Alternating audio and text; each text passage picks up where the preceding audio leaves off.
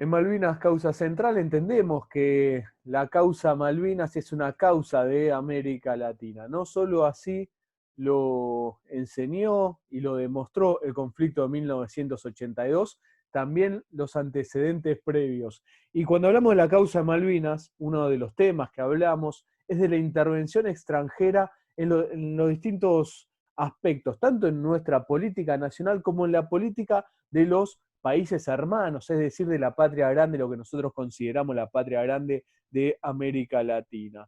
Y hoy tenemos el honor de estar hablando con un compañero, es Carlos Godoy, es sociólogo guatemalteco, de la patria grande, como lo definió él, integrante de Estudio de Integración Latinoamericana Manuel Ugarte, sí, es compañero, conductor de Esquina América, programa que está un rato antes que nosotros, de 9 a 11, lo recomendamos mucho, es un programa hermano o hermana, es un programa en el cual estamos muy ligados, con mucho vínculo, porque, como decíamos recién, somos todos del equipo de Manuel Ugarte. Carlos, ¿cómo andás? ¿Todo bien? ¿Qué, qué tal, Juan? Qué gusto que poder participar acá con ustedes en Malvinas Causa Central, ¿eh? Todo bien por acá, eso, trabajando acá en plena cuarentena, en plena pandemia que nos obliga, ¿no? A este aislamiento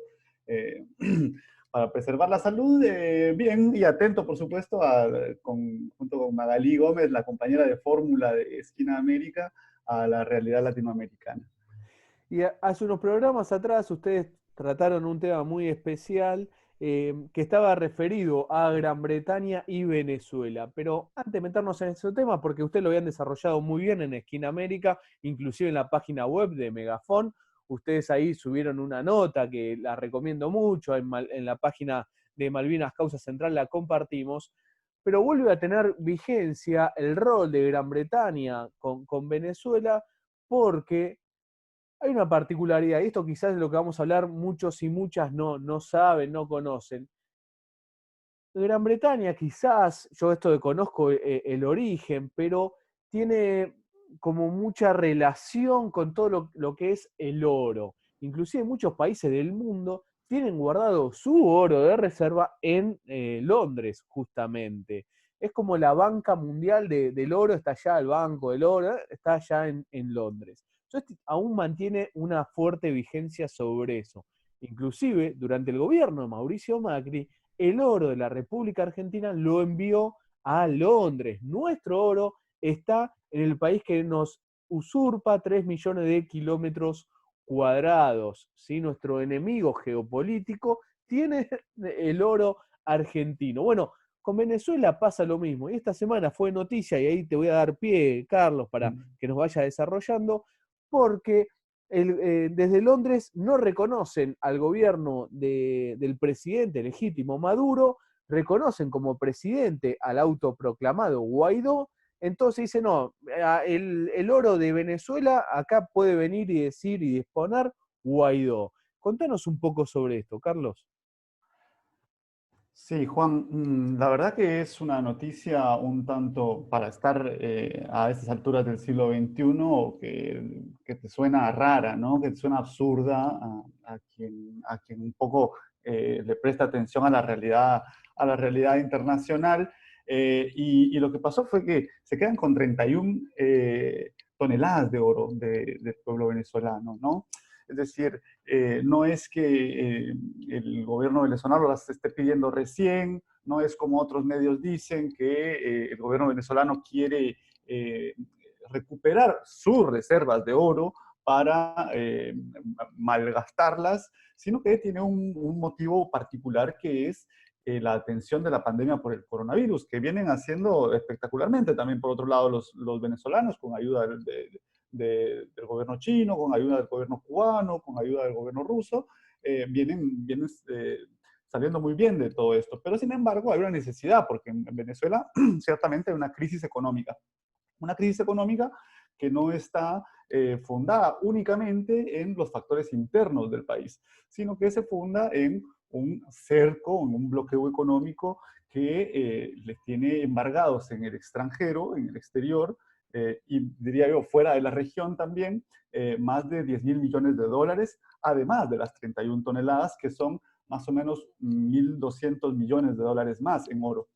Entonces, el gobierno venezolano viene haciendo este reclamo por la recuperación del oro y en este momento lo que ha sucedido es que el gobierno, un tribunal de Inglaterra ha fallado, como vos bien lo señalaste en un principio, en favor de un diputado opositor de la Asamblea que es Juan Guaidó, ¿no? Y que ha tenido ya al día de la fecha, desde su aparición en escena, que vamos a situar en enero, febrero del 2019, un prontuario nefasto, ¿no? En la historia interna venezolana, en donde su peso como líder político es básicamente nulo y es únicamente a nivel internacional y mediático que este es mantenido por los intereses, por supuesto, de Washington fundamentalmente, y en ese sentido también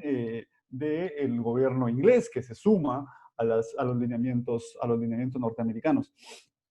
Hay eh, hay una cuestión importante que yo creo que es poder ver esto no como un ataque, como vos lo señalabas al principio, ¿no? Esto no es un problema de Venezuela, este es un problema de América Latina, es un problema de soberanía regional, de la causa de la nación gran latinoamericana, y que tiene que ver con una disputa por la hegemonía en este momento en el continente. Es decir, América Latina está claramente en medio de una pugna por, seguramente otras regiones del mundo también, pero América Latina está en el centro hoy de esta pugna por ver qué potencia saca ventaja a la otra en esta reconfiguración del orden mundial, ¿no? Del geopolítico.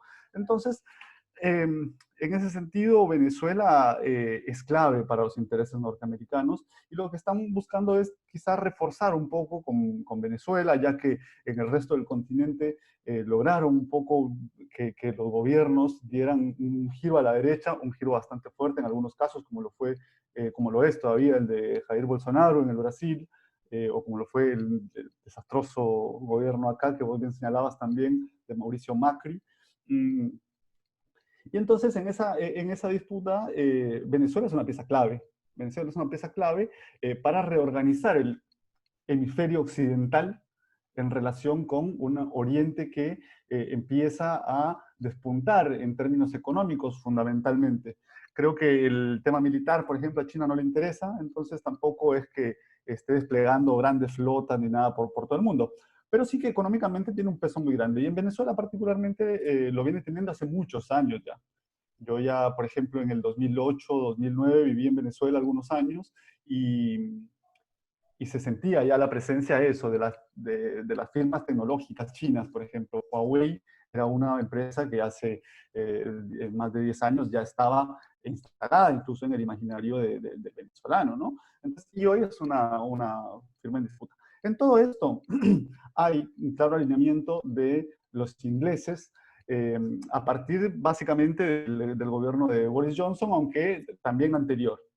Y esto se ha ido poniendo en evidencia a través de diferentes documentos y de diferentes hechos que han salido a la luz en este año y por supuesto también en momentos anteriores del año pasado, pero que dejan clara la relación que existe entre el gobierno inglés, las altas autoridades y la oposición venezolana, ¿no? Claramente golpista. Recordemos que Juan Guaidó y estuvo al frente de un intento de invasión militar para secuestrar o asesinar a Maduro a principios del mes de mayo, ¿no?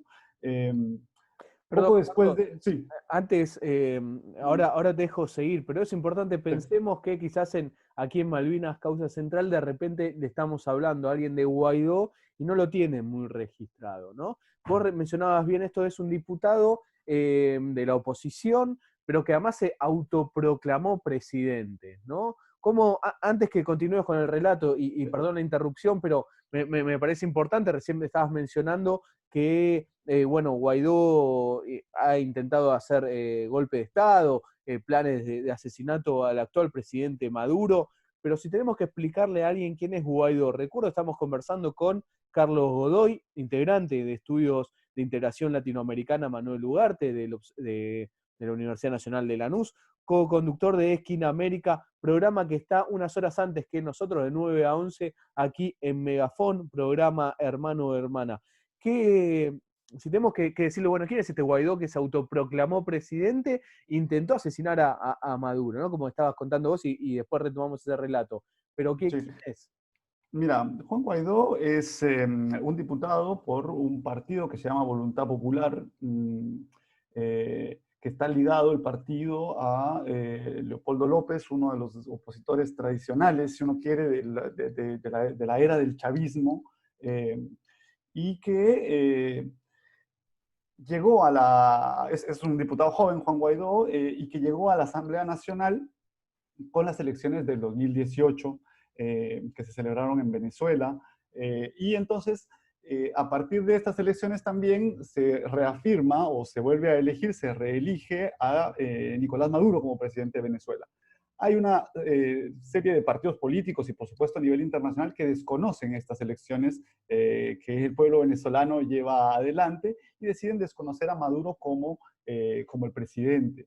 Entonces, en ese momento, lo que hace Juan Guaidó es, siendo electo como el presidente de la Asamblea Nacional de Venezuela, decir, apelar a un mecanismo legal de la Asamblea y decir, bien, como no hay un presidente en Venezuela, porque ellos dan por anulada la elección del 2018, digo ellos, digo la oposición, algunos sectores de la oposición, es una situación bastante compleja a lo interno, pero dan por anuladas las elecciones y dicen que el cargo de presidente está vacante, el cargo de presidente de Venezuela, y que entonces le corresponde al presidente de la Asamblea Nacional ocupar el cargo de la presidencia de manera interina. De ahí este cargo de presidente interino de Venezuela o presidente transitorio que en lo internacional se le ha dado. Esto es en febrero del 2019. Ahí él dispone que va a tomar entonces el poder, ¿no? Y empieza a hacer una serie de actividades, ya te digo, te repito, en el plano internacional, o sea, con mayor resonancia en el plano internacional que a lo interno. Si uno quiere verlo en retrospectiva, en los primeros meses hubo cierto grueso social en el apoyo que él tenía a lo interno, pero poco a poco se fue viendo que lo que hacía era un show mediático para alimentar, ¿no?, los apoyos internacionales y, por supuesto, para socavar la figura y la autoridad en el plano internacional del presidente Nicolás Maduro.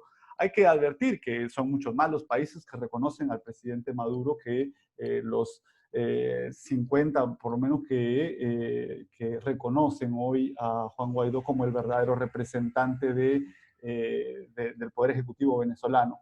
Entonces, en esta posición se encuentra Juan Guaidó, es un diputado de la Asamblea venezolana, como decir, del Congreso, que se ha aferrado incluso al poder como presidente de ese Congreso para poder seguir diciéndose presidente interino del país.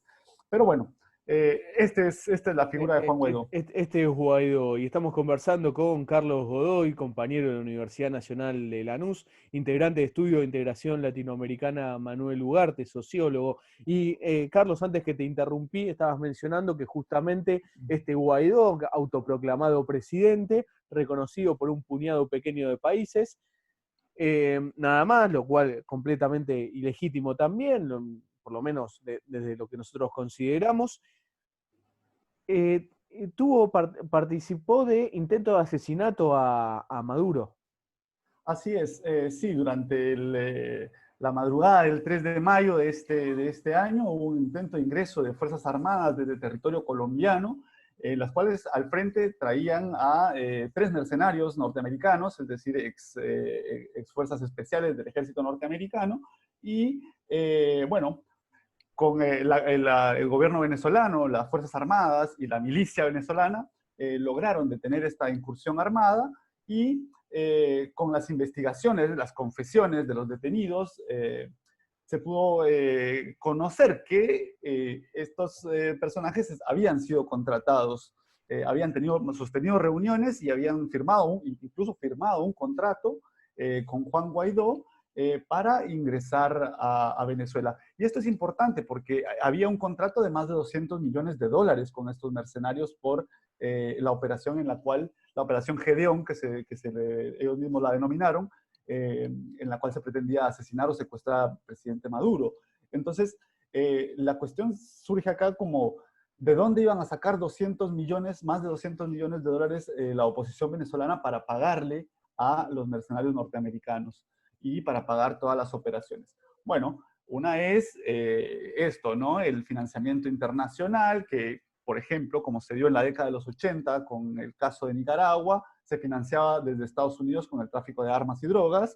Pero bueno, la semana pasada, entrevistando a Aram Aronian, fundador de Telesur y periodista de gran renombre, él tiraba una hipótesis que era que esta retención del oro venezolano por parte de Inglaterra iba a ser empleado por la derecha regional para financiar, no solo en Venezuela, sino a nivel continental, el retorno, ¿no? Y la instalación. Es decir, porque todas estas cosas requieren dinero, requieren financiamiento, requieren untarle la mano a uno o a otro para que voltee la vista. Entonces, creo que eso es importante señalarlo. Y por supuesto, señalar también que hubo un descubrimiento, y que a esto iba lo de la nota que mencionabas vos al principio, de una unidad secreta, básicamente. Es decir, así fue presentado. ¿Por qué? Porque la Cancillería inglesa nunca la hizo pública. Una unidad dentro de la Cancillería. Sí. No, digo que es clave lo que vas a contar. A todos y todas que están del otro lado, escuchen atentamente acá lo que va a contar el compañero Carlos Godoy.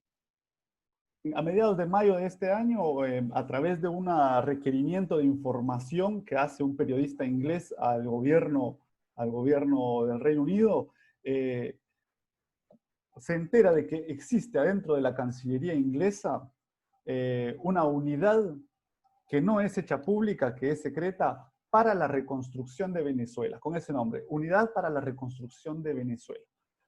Y bueno, indagando él, entonces este periodista inglés en esta información, se entera de que han habido reuniones a principios de este año, cuando ya estaba montado el plan para derrocar a Maduro, cuando ya se conocían las pugnas y la disputa también por el tema del oro desde el año pasado. La Cancillería inglesa, a través de esta unidad, ha tenido reuniones con Juan Guaidó y con sus representantes en el Reino Unido.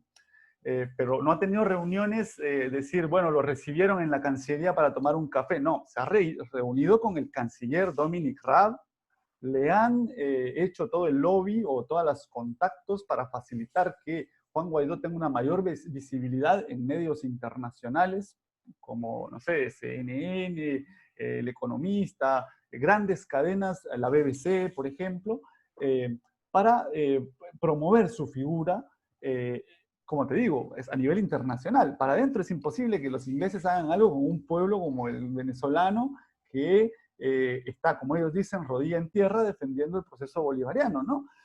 Pero bueno, hay que convencer hacia afuera. Y entonces, en todos los documentos hay una clara evidencia de eso, ¿no? De la convivencia, de la articulación de los ingleses para con la estrategia de la oposición venezolana y con la estrategia de injerencia norteamericana. Y uno de los puntos, retomando el tema del financiamiento, es esto, que hay una agencia en particular que es como la Agencia para la Cooperación para el Desarrollo Internacional de la Cancillería o del gobierno inglés, que también ha destinado un financiamiento importante de más de 40 millones de libras a Venezuela, dicen ellos, ¿no? Ellos lo dicen, pero se niegan a decir hacia dónde han ido esos recursos. Entonces, un poco preguntándonos sobre esto, ¿no? Sobre quién financia todas estas operaciones y dónde vienen. Por supuesto que a ningún gobierno, por muchos intereses que tenga, le es grato ni fácil estar disponiendo de recursos que después no puede explicar, ¿no? Entonces, creo que ahí hay un primer interés que es importante ver sobre el tema de esto del oro.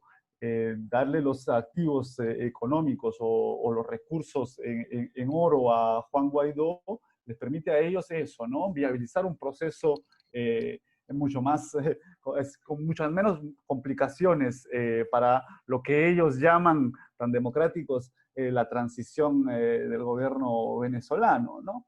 Entonces, no es tampoco la primera vez, no es lo único que ha sucedido, como te decía, Venezuela tiene un bloqueo muy fuerte, no es lo único que le han quitado, en este caso los ingleses han actuado con total alevosía, ¿no? Es decir, que una corte haya dicho que ante un reconocimiento de un personaje que no tiene estructura estatal detrás, que no tiene la capacidad de ejecutar políticas públicas, que no tiene el reconocimiento interno tampoco, en lo social, en lo popular, es una irresponsabilidad poner en sus manos 31 toneladas de oro, ¿no? 1.200 millones de dólares, que quién sabe cómo podrán declarar.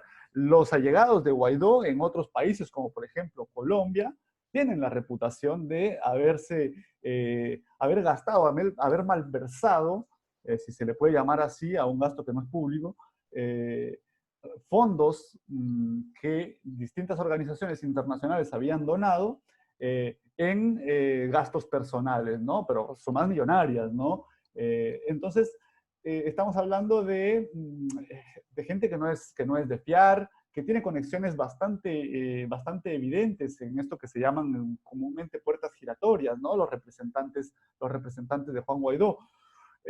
Por ejemplo, y esto seguramente que te va a interesar, hay la representante de Juan Guaidó en el Reino Unido que se llama Vanessa Newman, es una venezolana con nacionalidad norteamericana, que lo representa supuestamente ante el gobierno y que ha negociado ya desde el 2019, desde agosto, septiembre del 2019, que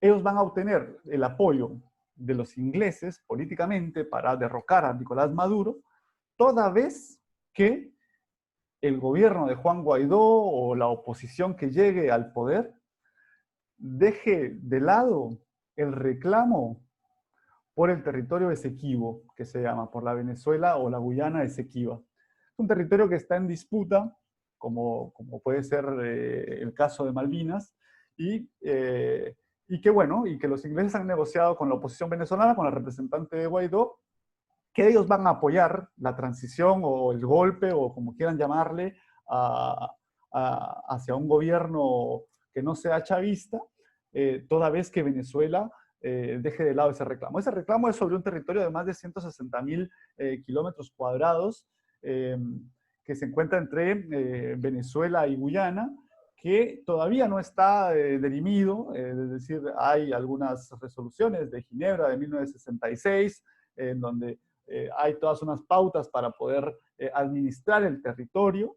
Es un territorio que los ingleses escindieron en el siglo XIX a lo que entonces era Venezuela, es decir, es un poco un calco, ¿no? De lo que fue, qué sé yo, Belice para el caso guatemalteco, o lo que es Malvinas para el caso argentino, ¿no? Es decir, son esas pequeñas astillas que lograron sacar los ingleses en su intento por penetrar acá en la región y que todavía les sirven de enclave, ¿no? Bueno, este territorio Esequibo tiene unas reservas de más de 12.000 millones de barriles de petróleo, tiene oro, tiene coltán, tiene diamantes, es decir, es muy rica en cuanto a recursos y por supuesto esos son parte de los intereses, ¿no? Hoy en día hay licencias de exploración por parte de la ExxonMobil, por ejemplo, que están operando en un territorio que está en disputa. Claro, igual que Malvinas. Igual que Malvinas. Claro. Claro. Igual que Malvinas. Los ingleses lo están aprovechando ese territorio, que están ocupando un territorio reconocido, ¿no? Por el mundo, que está en disputa. No es que Venezuela dice está en disputa y nadie le da bolilla, no, está reconocida esa disputa. Está reconocida esa disputa y sin embargo ellos avanzan en sus exploraciones y en la explotación pues, de recursos que no les son propios. Venezuela no se ha quedado de brazos cruzados ante todo esto que ha sucedido en estos últimos meses, tanto con la salida a la luz de esta unidad secreta para la reconstrucción de Venezuela, como con el tema de lo del oro. Arreaza, el canciller venezolano, por supuesto, en representación del gobierno de Nicolás Maduro, ha presentado las denuncias correspondientes. En el primer caso, en el de la unidad, mandó a llamar al encargado de negocios inglés en Caracas y le pidió explicaciones, es decir, a la Cancillería del Reino Unido al respecto. En el caso del tema del oro, van a apelar, por supuesto, al tribunal. Ellos tienen una representación del Banco Central de Venezuela que está peleando in situ, ¿no? En Londres por la recuperación del oro, y van a apelar la decisión absurdamente. Es decir, ¿cómo podemos pensar que tengas que apelar o sea, ir a otra instancia, todas cosas que seguramente son gastos judiciales para el pueblo venezolano, porque una potencia hoy subsumida al poder norteamericano, no les quiere entregar sus recursos, ¿no? Entonces, un poco esa es la situación, Juan. Otra de las denuncias que ha presentado Venezuela y que las viene presentando desde el año pasado es a la Corte Penal Internacional en relación a el bloqueo, ¿no? Esto es parte del bloqueo, esto del oro, ¿no? Además de ser un robo y un vil pillaje por parte de los ingleses, es parte del bloqueo económico que ha llevado a muchas muertes en Venezuela en los últimos años. Eh, en, eh, a finales de junio, el canciller Arreaza amplió la denuncia ante la Corte Penal Internacional en contra de Washington, fundamentalmente por eso, por la retención, por el robo de activos de Venezuela que están en Estados Unidos. Es decir, hay una búsqueda por parte del gobierno venezolano de poder sortear todos estos obstáculos que lo que buscan por parte de las potencias es pues, quedarse con la joya de la corona, ¿no? que en este momento es Venezuela, en donde hay tantos intereses instalados también, y poder revertir de esta manera casi que en su totalidad, o bueno, no sé si en su totalidad, pero sí tener una ficha más a su favor en la pugna geopolítica, ¿no? Quien habla es Carlos Godó, integrante de Estudios de Integración Latinoamericana Manuel Ugarte de la Universidad Nacional de Lanús, la cual Mara es pasante columnista de este programa, es la directora, co-conductor de Esquina América, programa que sale todos los sábados 9 a 11 de la mañana aquí en esta casa en Megafón. Recomendamos mucho el programa de los compañeros, las compañeras. Carlos lo hace junto a Magalí, una gran también compañera, y la productora que es nuestra, Carlos. Yo sé que está también con ustedes, pero ahí, disculpame, pero es Ana Parafioriti también la conductora. El compañero es sociólogo, un hombre de la patria grande, nació en Guatemala, pero es un hombre de la patria grande. Nos has dado un pantallazo espectacular. Carlos, yo siempre cuando veo que salen a atacar a Venezuela, cuando viene a alguien estamos en una clase, en una charla y hablan de Venezuela, le digo, mira, yo desconozco la profundidad del proceso venezolano, sé que el pueblo de Venezuela lo está defendiendo, por eso ya lo respeto 100%, porque el pueblo ha resistido de una manera heroica y es un gran ejemplo para toda América Latina, la resistencia del pueblo venezolano a los ataques que ha tenido. Pero lo que me queda claro, y escuchándote también hoy a vos, es que los países o los intereses económicos que atacan al proceso de Maduro, es como que eso ya me quita del lugar de no sé qué pasa con Venezuela. Bueno, ya sé de qué lugar tengo que estar, porque quienes los atacan son los enemigos de América Latina en general. Entonces ya a partir de ahí se me termina la discusión, o si existiera alguna duda, ¿no? Pero esto es cuando viene alguien que te viene, no, porque Venezuela tal cosa, en Venezuela lo otro. No, mirá, a Venezuela lo ataca a Gran Bretaña, lo ataca a Estados Unidos. Si lo atacan ellos, yo no dudo de qué lado tengo que estar. Tengo que estar del gobierno de Maduro, desconociéndolo también el proceso histórico que viene viviendo actualmente en Venezuela, como desde que nació con el gran Hugo Chávez, ¿no? Que uno de los próceres de América Latina, sin duda, pero ¿quiénes son tus enemigos? Bueno, yo sé que si ellos son tus enemigos, yo soy tu amigo, digamos, ¿no? Ahí se cierra fila. Y qué importante, ¿no, Carlos? Con esto cerremos, reflexionemos un Mm. poco, recuperar aquella política también, sueño en su momento de Chávez, pero de mucho antes también, no había surgido de ahí, pero con ese proceso latinoamericano de los últimos años se volvió a hablar, ¿no? De un banco del sur, un banco de la patria grande, donde el oro de América Latina esté acá, todo compartido y ahí produciendo, ¿no? ¿Qué necesidad de reiniciar esas políticas que nunca las logramos consolidar de los bancos, la unidad latinoamericana, los organismos como fue UNASUR, hoy completamente atacado? ¿Qué necesidad de retomar esas políticas, ¿no, Carlos? Con una reflexión final sobre esto. Totalmente, sin ir muy lejos eso, ¿no? Ahora con el tema de lo de la pandemia, UNASUR, por ejemplo, tenía un consejo de salud que podía responder, que podía negociar con los proveedores internacionales en conjunto, que podía tomar directrices o líneas políticas de atención sanitaria también en conjunto, coordinadamente. Y hoy, bueno, estamos viendo el caos en Brasil, por ejemplo, estamos viendo el caos en Bolivia. Estamos ante una situación de descoordinación en donde esas instancias, esos espacios de encuentro son fundamentales, lo que señalabas, ¿no? El Banco del Sur. Yo creo que una de las cosas que dio que fue un punto de inflexión para decidir revertir todos estos procesos de integración forzosamente por parte de las potencias fue eso, ¿no? El pensar en un Consejo de Defensa del Sur.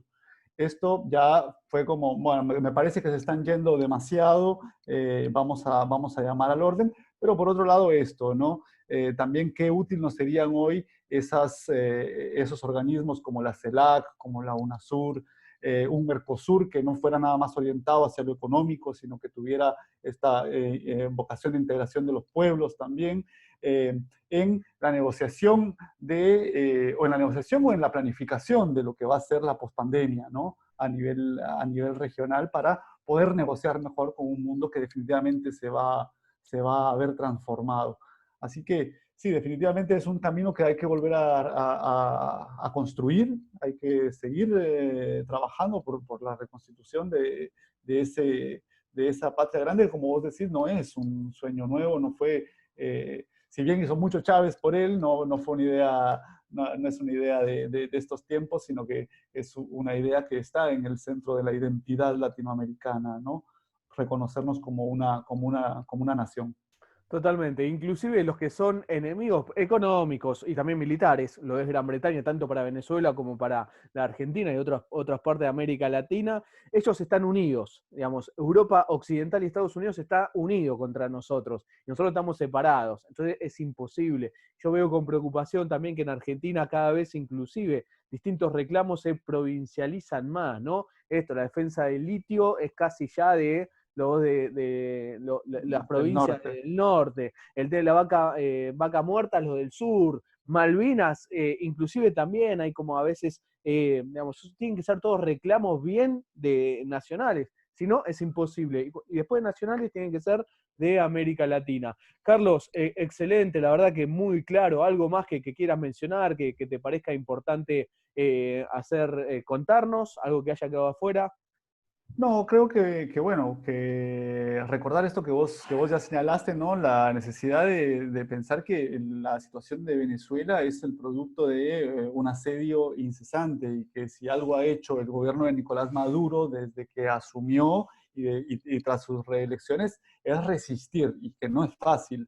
Es decir, ahí tenemos el ejemplo de un Lula que no pudo llegar al poder, de un Lugo que fue también expulsado del poder, de un Zelaya que también sufrió un golpe, de un Evo Morales, y bueno, el gobierno venezolano, el pueblo venezolano lo que ha hecho es resistir a los más bravos, en realidad. A los más bravos, como vos decís, está unida la Unión Europea, los ingleses y los norteamericanos, todos con la intención de desbancar al gobierno de la revolución bolivariana y de instalar es un emporio del petróleo como lo tenían hasta la llegada del presidente Chávez a finales de los años 90.